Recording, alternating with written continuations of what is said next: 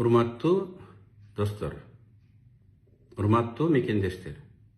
Бүгүн Жогорку Кеңеште Кыргызстандын Германиядагы элчилигинин ишмердүүлүгүнө, анын элчисине, дипломаттарына доомат сөз айтылды. Ал доомат сөздүн кыскача маңызы төмөндөгүдөй. Кыргызстанга келгиси келген немис граждандары Кыргызстандын Берлиндеги элчилигине виза маселеси боюнча кайрылышат. Ал жердеги кыргыз дипломаттары өз кызмат абалынан кыянаттык менен пайдаланып, опузалап, немис граждандарынан акча талап кылышат экен. Ошентип, Берлиндеги элчиликте коррупциялык жагдай, коррупциялык схема түзүлүп калган окшойт. Тез аранын ичинде тиешелүү бийлик органдары текшерип, Жогорку Кеңешке маалымат берсин деп айтылат. Мисал катары, былтыр 15 ноябрда виза алам деген Алдахунов, мындан 3 жыл мурун 21-жылы виза алам деп аракеттенип, эки жолу кайрылып анан виза алышкан Димер Бранд деген немис граждандары жөнүндө айтылат. Доомат алар эки жолудан $50 төлөп калыптыр. Алар доллар эмес, €50 берип, $1 акча төлөп коюпту. Дегенде мындай $1 акча төлөнүп калды деген ушундай доомат коюлуп атат. Мен кыскача жооп түшүндүрмөм. Жылына Кыргызстанга Германиядан 15-17 миң немис гражданины барып келишет. Мындан кийин дагы алардын саны өсө бермекчи. Анткени Германия менен Орто Азия өлкөлөрүнүн, ошонун ичинде Кыргызстандын мамилелери күндөн күнгө өркүндөп, өсүп, бекемделип жатат. Экономикалык, соода, гуманитардык, саясий байланыштарыбыз күчөп жатат. Буга албетте бүгүнкү геосаясий кырдаалдын таасири да абдан чоң. Алардын бири дагы Берлиндеги кыргыз элчилигине кайрылышпайт. Түз эле учуп барып, кайра келишет. Анткени 2012-жылы кыргыз өкмөтү бир тараптуу дүйнөнүн 40 өлкөсүнө визасыз режим киргизген. Ошол өлкөлөрдүн катарында Германия дагы бар. Германиянын граждандары Кыргызстанга 60 күнгө чейин визасыз кирип чыкканга укуктуу. Россияда мигрант болуп жүргөн кыргыздардын бир көйгөйү бар. Кирди чыкты деп аталат. Немистер да ошол кирди чыкты процедурасына душар болушат. Эгерде 60 күндөн ашык Кыргызстанда жашайм, иштейм деген немис гражданины болсо, ал узак мөөнөттүү виза алууга милдеттүү. Бул шарт. Андай виза алыш үчүн өзүнүн талаптары бар. Ал ошол талаптарды аткарыш керек. Эгер аткарса, ал токтоосуз түрдө виза алат. Бирок узак мөөнөттүү виза алуу боюнча дагы немис граждандары Кыргызстандын элчилигине кайрылышпайт. Анткени 2017-жылы Тышкы иштер министрлиги коррупцияга каршы күрөшүү максатында виза берүүнүн тартиптерин жөнөкөйлөнтүү максатында виза берүүнүн мөөнөтүн кыскартуу, процесси тездетүү максатында электрондук виза деген портал ачкан. Бул проекттин маңызы виза алгысы келген чет элдик кыргыз дипломаты менен түздөн-түз катташып, жүзмө-жүз көрүшө албасы, жең ичинен сүйлөшүп, коррупциялык алака түзө алышпасы деген ниет.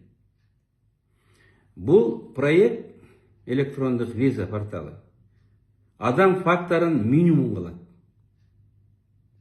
ошол жана алда Кунов Кыргызстанда кайсыл дипломат анын ишин карап атканын билбейт. Жүз көрүшпөйт. Сүйлөшө алышпайт. Акча берем десе дагы бере албайт. Анткени ошол консул акысын дагы Германиядан туруп Кыргызстанга которот. Документтерин дагы электрондук почта аркылуу жөнөтөт. Эгер документтери так болсо, толук болсо, анан анын өздүгү биздин атайын кызматтарда шек жаратпаса, ал токтоосуз түрдө визаны алат. Ооба, кээде документтер так болбой калат, толук болбой калат, бүдөмүк пикирлер пайда болушу мүмкүн. Анда ал экинчи жолу баарын тактап, толуктап кайрылганга укуктуу. Ар бир кайрылганда консулдук кызмат акыны $50 ал төлөп турушу керек. Бул коррупция эмес, бул закондо көргөзүлгөн кызмат акы. Биз деле, мен деле Америкага барам, Европа өлкөлөрүнө барабыз деп визага документ берсек, канча жолу барыбыз отказ алып атабыз. Ар жаңы барганда кайрадан консулдук кызмат акысын төлөйбүз. Алардыкы $50 эмес, алардыкы көп керек болсо. $1000 деп чыгым болгон үй бүлөлөр бар. Виза ала албай жүргөн. Бул дүйнөлүк тартип ошондой. Канча жолу кайрылсаң, ошончо жол төлөйсүң. Германиянын элчилигине деле Бишкектеги шарт ошондой.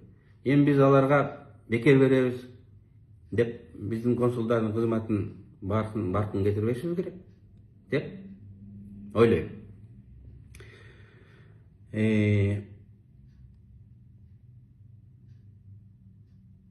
Узак мөөнөткө виза алгысы келген немис граждандары дагы, мына мен 3 жыл элчи болуп атам. Дээрлик элчиликке кайрылышпайт. Мен жана айтканда алар түз эле электрондук порталга кайрылып, ал жактан виза алган алар үчүн ыңгайлуу. 3 жылдын ичинде 4 жолу бизге ушундай виза сурап кайрылышыпты. Былтыр Франкфурттагы биздин консулдугубуз 3 дипломатка кызмат визасын берди. Быйыл Берлиндеги консулубуз январда 1 дипломатка кызмат визасын берди.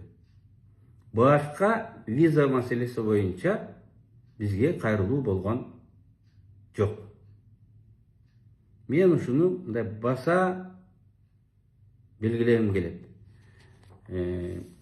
Депутат айткандан кийин биздин 2 консул бухгалтерибиз бир жумуш күнүн кетирип, архивтерди казып, документтерди 3-4 жолу тактап чыкты. Ошондой эле иликтөө иштерин МИДтин тышкы иштер министринин кызматкерлери дагы жүргүзүштү. Бир күн толугу менен. Анан тактап чыкты. Аллабыжинов деген гражданин электрондук портал аркылуу Кыргызстанга 2 жолу кайрылыптыр. Документи толук болуп, шарттарды канааттандырганда гана ага виза берилиптир.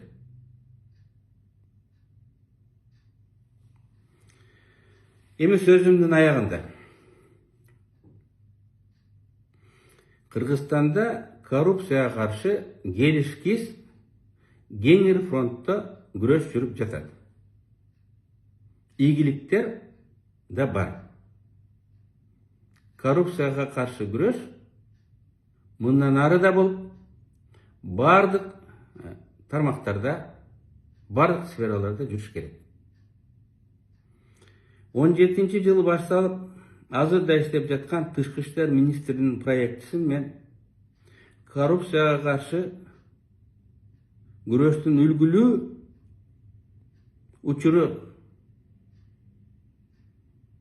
үлгүлүү проектиси катары көргөзөт элем. Виза алам деген чет элдик электрондук виза порталына кайрылып, минимум адамдык фактор бар жерден өзүнүн визасын алат.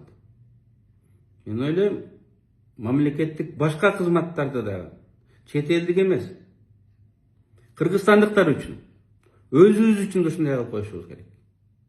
Ака-жука деп, энеңе бар, атаңа бар деп, бизди кыргыз чиновниги кыйнабай тургандай кылышыбыз керек.